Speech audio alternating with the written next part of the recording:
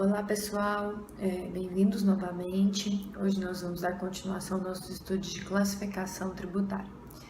Na aula passada, nós analisamos a classificação segundo as espécies tributárias. Hoje nós iremos iniciar com a classificação de tributos diretos e indiretos. O que são tributos diretos? Tributos diretos são aqueles em que a repercussão tributária ela vai incidir diretamente sobre o contribuinte ou o responsável tributário definido em lei. Nós temos como exemplo o imposto de renda. O trabalhador, quando ele aufere uma renda, o imposto de renda ele é debitado diretamente nessa auferição dessa renda. Então, quem arca com a carga tributária é a pessoa que praticou o fato gerador. Já o tributo indireto é aquele em que a repercussão tributária ele se dá no contribuinte de fato, ou seja, nós temos a distinção entre contribuinte de direito, que é aquele definido em lei, como nós vimos no exemplo passado, o trabalhador ao oferir renda irá pagar o imposto de renda, esse é o contribuinte direto, e o contribuinte de direito, perdão, e o contribuinte de fato é aquele que, no qual é repercutido a carga tributária.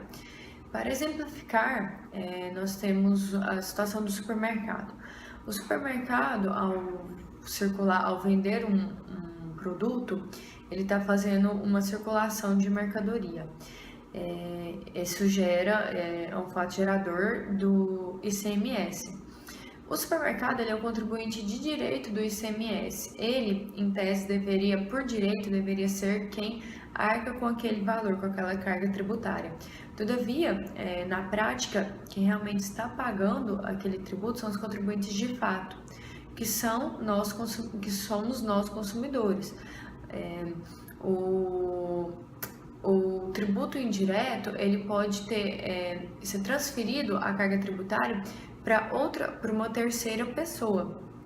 Isso acontece, como nós vimos no caso do ICMS, também acontece no caso do IPI, são tributos em que o contribuinte de direito ele pode passar esse valor para o contribuinte de fato no momento em que ele vai comprar aquele produto. Então, no valor que a gente paga de uma caneta que a gente compra no supermercado, ele vem embutido ali o ICMS para nós consumidores. Quem deveria arcar com esse valor seria o supermercado, mas quem realmente está pagando somos nós consumidores. Os tributos também podem ser classificados como tributos reais como tributos pessoais. São considerados tributos pessoais aqueles em que levam em consideração as características pessoais do contribuinte. Como exemplo, nós temos o imposto sobre a renda. Os tributos reais são aqueles que levam em consideração apenas o bem, apenas a coisa a ser tributada, como o ITBI, por exemplo, como o IPTU. Não é levado em consideração a característica do contribuinte, do dono daquele bem, e sim apenas a metragem ou a base de cálculo adotada para ser tributado aquele patrimônio. Adentrando a este tipo de classificação, lá no artigo 145, parágrafo 1º da Constituição Federal, quando ele vai falar sobre imposto, ele diz o seguinte: sempre que possível, os impostos terão caráter pessoal e serão graduados segundo a capacidade econômica do contribuinte, facultando a administração tributária especialmente para conferir efetividade a esses objetivos, identificar respeitado os direitos individuais e nos termos da lei o patrimônio, os rendimentos e as atividades econômicas do contribuinte. O que isso quer dizer? Que não são todos os impostos que eles podem ser classificados como imposto pessoal. Não são todos os impostos que podem levar em conta as características do pessoal do contribuinte, mas sempre que possível isso deve ser observado, a fim de respeitar o princípio da capacidade tributária, que vai ser estudado em aulas seguintes. Outro tipo de classificação que nós temos são os tributos fiscais e os extrafiscais. Tributos fiscais são aqueles cujo único objetivo é arrecadar valores para os cofres públicos. Nós podemos citar como exemplo o imposto de transmissão de bens imóveis. O único objetivo desse imposto é arrecadar verbas para o cofre do município. Já os tributos extrafiscais, eles têm uma finalidade além da arrecadatória. Muitas das vezes são a única finalidade daquele tributo. Nós podemos citar como exemplo o imposto de exportação, o imposto de importação. O objetivo deles são corrigir anomalias ou irregularidades do mercado da economia. Então, quando a União, por exemplo, ela tem o intuito de diminuir o número de importação no país para aumentar a circulação da economia aqui dentro, ela aumenta o imposto de importação ou o IPI, que também tem um caráter, além do fiscal, ele tem um caráter extrafiscal.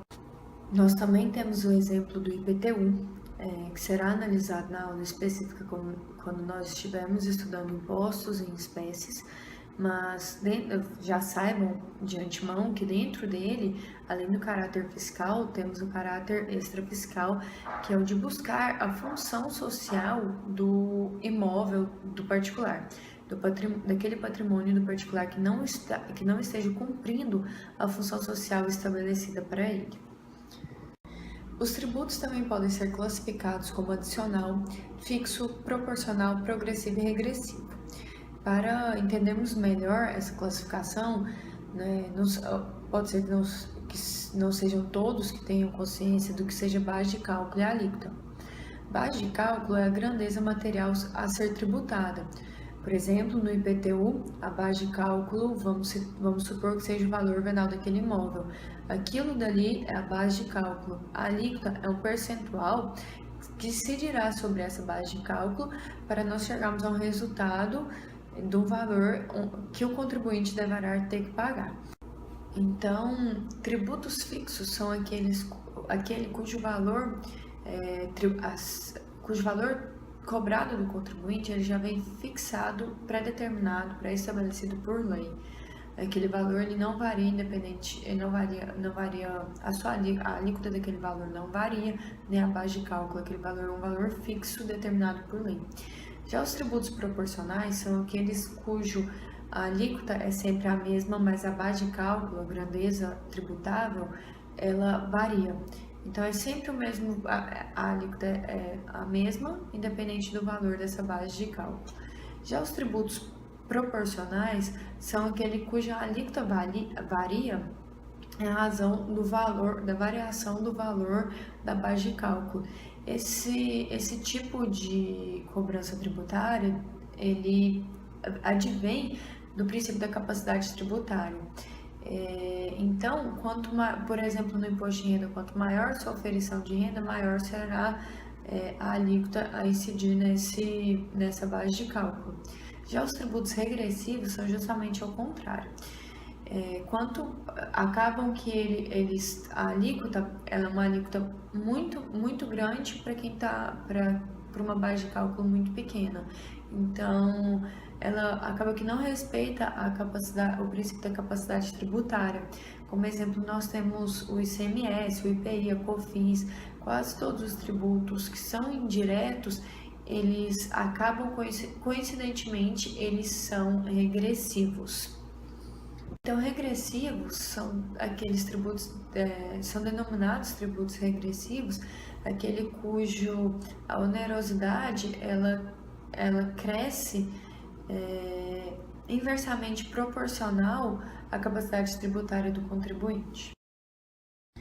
Os tributos também podem ser classificados como monofásicos ou plurifásicos. O que isso quer dizer? Monofásicos são aqueles tributos que vão incidir uma única vez na cadeia de produção. Já os plurifásicos, eles incidem mais de uma vez. Vamos citar como exemplo uma fábrica, uma revendedora de automóveis. A pessoa que produziu um pneu aqui, por exemplo. Vamos mais além. A pessoa extraiu a borracha para fazer o pneu. Aqui nessa cadeia de produção vai incidir o ICMS. A incorporadora de automóveis vai comprar o pneu para construir os carros. Aqui vai incidir o ICMS também. No final, a revendedora ela vai vender o carro. Aqui também irá incidir o ICMS. Então, em toda essa cadeia, houve mais de um fator gerador do ICMS e ele incidiu mais de uma vez. Tendo em vista isso, os tributos também podem ser classificados como cumulativos ou não cumulativos. Os cumulativos são esses tributos plurifásicos que irão incidir mais de uma vez naquela cadeia de produção, e o contribuinte A que pagou primeiro o ICMS para vender o pneu aqui para a montadora de carro, ele vai pagar o ICMS e a montadora de carro não vai poder abater esse ICMS que foi pago pelo produtor do pneu. Isso seria um tributo cumulativo. Os tributos não cumulativos são aqueles em que essa incidência ela pode ser abatida na etapa posterior. Então, o revendedor do carro, por exemplo, ele vai abater o ICMS que foi pago pela incorporadora do carro na compra daquele pneu. E se o fabricante do pneu comprou borracha de outra pessoa, ele vai poder abater o ICMS. Então, todos os tributos que foram incidentes nas etapas anteriores e que são plurifásicos, eles podem ser abatidos nas etapas posteriores. Isso são tributos não cumulativos. Bom, galera, eu espero que eu possa ter ajudado a todos vocês nessa parte de classificação de tributos. Na próxima aula nós iremos estudar a distinção entre capacidade e competência tributária e tributos parafiscais também. Às vezes algumas pessoas acharam que faltou nessa aula uma explicação sobre o que seria tributos parafiscais, mas ele vai ser explicado agora na próxima aula sobre capacidade e competência tributária. Eu espero vocês lá, muito obrigada, um forte abraço.